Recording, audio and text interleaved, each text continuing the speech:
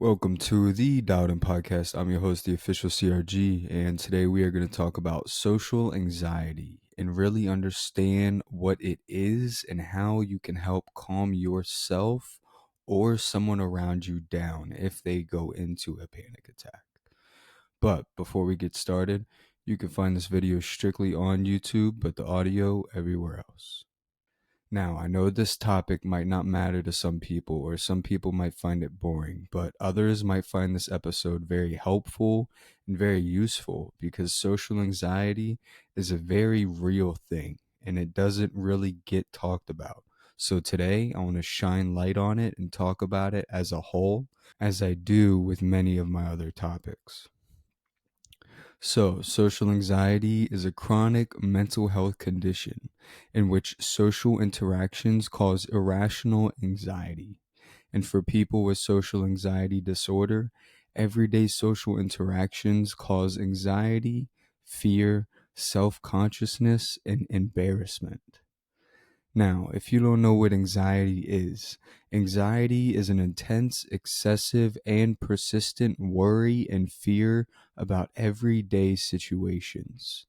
It can cause fast heart rate, rapid breathing, sweating, and feeling tired. So, now that you know the basics of anxiety and social anxiety, let's talk about some causes to why someone might have social anxiety and then some prevention and ways you can calm yourself down in a panic attack. Now, just like many other mental health conditions, social anxiety disorder likely arises from a complex interaction of biological and environmental factors. For example, anxiety disorders tend to run in families. However, it isn't clear if it's due to genetics or learned behavior, but scientists have seen a pattern. Also, social anxiety may develop after an unpleasant or embarrassing social situation. So, if parents or close people model anxious behavior or very overprotective and controlling behavior in a social situation, that can also rub off on someone, causing social anxiety. And if left untreated, social anxiety can control your life. It can absolutely control your work, your school, your relationships, or even the simplest things like getting out of bed. However, there are ways to prevent social anxiety. For example, it can be done through keeping a journal so you can keep track of your personal life.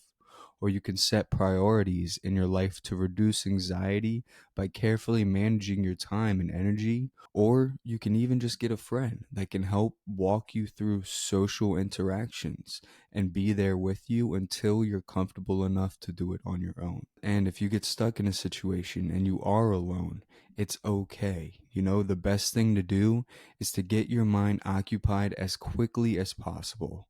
So that could be anything from saying your ABCs or counting down from 10 to 1. Anything that can help get your mind off of what is making you anxious, the better. And the once you calm yourself down, then you can go back and continue to whatever you were doing. So, social anxiety is something many, many people deal with. And I believe if we shined more light on it and gave more people a chance, we could really make a difference in not only the social aspect of the world, but lives, because it isn't always easy for everyone. Not everybody is going to be able to do things first try or even take that first step. But we have to know that it's okay to ask for help. So, with that said, today's quote is actually by an unknown person, but it says, "Living with anxiety is like being followed by a voice. It knows all your insecurities and uses them against you. It gets to the point when it's the loudest voice in the room and it's the only one you can hear." I appreciate you tuning in. Make sure to leave a like and comment down below. You can follow us on YouTube, Spotify, and Apple Podcasts. And this is the Dowden Podcast.